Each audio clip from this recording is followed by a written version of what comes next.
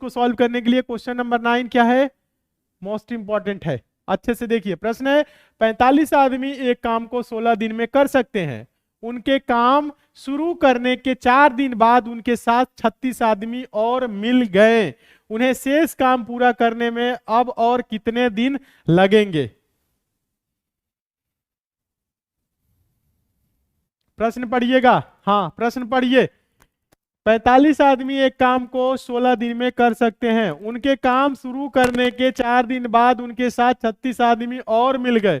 उन्हें शेष काम पूरा करने में अब और कितने दिन लगेंगे? सिंपल तरीका हम आपको बताएंगे, बहुत आसान तरीका। ध्यान दीजिए कैसे सॉल्व करना है। यहाँ पे देखिएगा क्या है दोस्तों, 45 आदमी एक काम को 16 दिन में कर सकते हैं। ध्यान दीजिए, फॉर्मूला हम आप लोगों को कराए थे, md बराबर m1, ठीक है, d1 प्लस m2 d2। ये फॉर्मूला आप सबको पता होगा।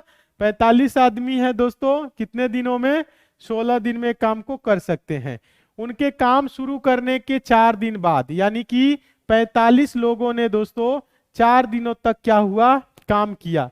4 दिनों तक काम किया, उसके बाद 36 आदमी क्या हो गए, और जुड़ गए। ध्यान दीजिए सभी स्टूडेंट, 36 आदमी क्या हो गए, और जुड़ गए। तो 45 में दोस्तों 36 जोड़ेंगे तो क्या होगा, 81 आदमी हो गए। कितने दिन करेंगे? D2 दिन करेंगे। यही पूछ रहा है। देखिए आप इसको सॉल्व करके आंसर ला सकते हैं, लेकिन ये जो है ना सॉल्व करना थोड़ा सा कठिन है, ठीक है, थोड़ा सा कठिन है। देखिए इसको हम और आसान कर सकते हैं, इस कैलकुलेशन को हम और आसान कर सकते हैं। देखिए आसान तरीका हम आपको बता रहे हैं। 45 आदमियों ने 4 दिनों तक काम किया, तो कितना दिन काम और बच जाएगा दोस्तों 45 लोगों के लिए? यहाँ पे इस लाइन को हम स्किप करते हैं, ध्यान दीजिएगा।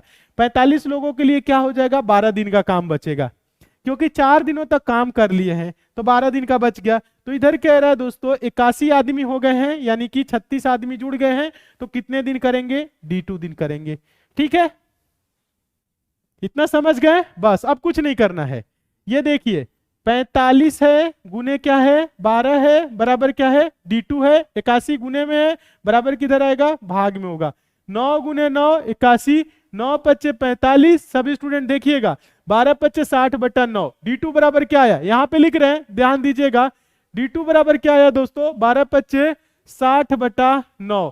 तो ध्यान दीजिए D2 बराबर क्या होगा बताइएगा। यहाँ पे देखिए 3 दूना के 6 20 और 3 तिरिके 9, 20 बटा क्या होगा 3। ठीक है, 20 बटा 3, 20 बटा 3 का मतलब क्या होता है दोस्तों बताइएगा। D2 बराबर क्या होगा, 20 बटा 3, 3 6 के 18, यानी 6 सही 2 बटा 3 दिन। ये आंसर होगा। किस ऑप्शन में है, ऑप्शन नंबर सी में। बहुत से स्टूडेंट को ये भी नहीं पता होगा 20 बटा 3 का मतलब क्या होता है। 20 बटा 3 का मतलब होता है 20 को 3 से भाग करना। 3 6 के 18, 20 में से 18 जाएगा तो 2। ये जो दोस्तों 6 है, सभी स्टूडेंट 6 को हम कहाँ रखते हैं, सही में रखते हैं। 2 जो दोस्तों शेष में आया है इसको अंश के रूप में, ये 3 से भाग दिए तो इसको ऐसे, तो इसको हम ऐसे लिखे हैं। ठीक है, तो यही आया है 6 सही 2 बटा 3। ऑप्शन नंबर क्या होगा, सी सही हो जाएगा। बहुत अच्छे, वेरी गुड, शानदार। जितने भी स्टूडेंट का ऑप्शन नंबर सी आया है आप सभी स्टूडेंट एकदम सही है, एकदम सही। हाँ आ गया समझ में, बहुत अच्छे, समझ में आ गया है। हाँ आएगा समझ में। यहां पे थोड़ा सा कैलकुलेशन किए हैं, थोड़ा सा समझाने के लिए। 4 दिन कर दिए हैं तो कितना, 45 आदमी के लिए 12 दिन का बच गया। उधर क्या बचा दोस्तों, 81 गुने D2। ठीक है, हाँ सभी स्टूडेंट देंगे। क्वेश्चन नंबर 10 है, एक मेज का अंकित मूल्य 800 रुपए है। एक दुकानदार ने उसे 10% तथा 15% की 2 क्रमिक छूटें प्राप्त करके खरीदा था। उसने 13 रुपए उसकी ढुलाई में खर्च किए और उसे 875 रुपए में बेच दिया। तदनुसार उसने कितने प्रतिशत का लाभ हुआ?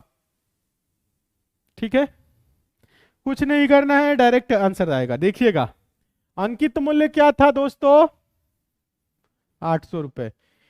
10% और 15% की क्रमिक छूट पे, 10% छूट का मतलब इसका 90%, फिर इसका क्या हो रहा है 15% फिर छूट पाया, यानी इसका क्या हो गया 85%। ठीक है, ये निकालिए, उसके बाद से क्या ढुलाई पे कितना रुपए, 13 रुपए जोड़ दीजिए, फिर देखिए टोटल सीपी आ जाएगा, टोटल लागत मूल्य आ जाएगा, फिर आप निकालेंगे। ठीक है, तो कुछ नहीं करना है, 2 जीरो है, 2 जीरो कैंसिल, 1 जीरो यहाँ पे, 1 जीरो कैंसिल, 5 से 17 पचे 85, 5 दुना के 10। ठीक है, 2 से इसे कटाएंगे तो 2 चौको 8, 4 नवा 36 गुने 17, क्या रहा है दोस्तों, 4 नवा 36 गुने 17, तो 17 छक्के दोस्तों क्या होगा बताइएगा, 17 छक्के 102 का 2, ध्यान दीजिएगा सभी स्टूडेंट।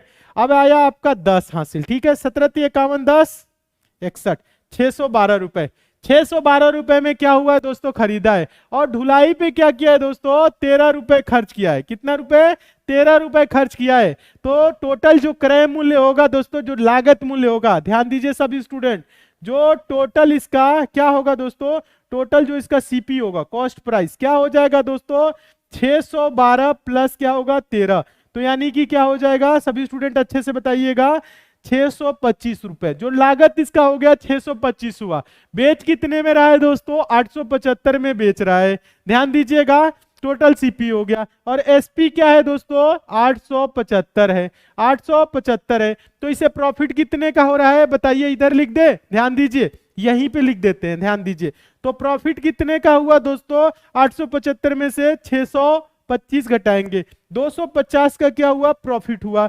तो प्रॉफिट परसेंट पूछ रहा है दोस्तों, तो क्या होगा, 250 बटा सीपी, सीपी क्या है दोस्तों, 625 है, बटा क्या होगा 625, गुने क्या होगा दोस्तों 100 होगा, बस कटा लीजिए। तो यहाँ पे हम लिख देते हैं दोस्तों, यहाँ पे साफ लिख देते हैं, ध्यान दीजिए, प्रॉफिट परसेंट बराबर क्या होगा दोस्तों, 250 बटा का क्या है दोस्तों 625 गुने क्या था 100, यही था ना, कुछ नहीं करना है, ध्यान दीजिए, 25 दहा में 250, 25 25 625, हाँ ध्यान दीजिएगा, तो ये हो जाएगा 25 चौको 100, 10 चौको 40, प्रॉफिट परसेंट दोस्तों क्या होगा 40, यानी 40%।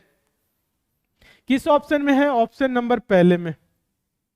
वेरी गुड, बहुत अच्छे, जितने भी स्टूडेंट का ऑप्शन नंबर पहला है, आप सभी स्टूडेंट एकदम सही है, वेरी गुड, बहुत अच्छे, शानदार।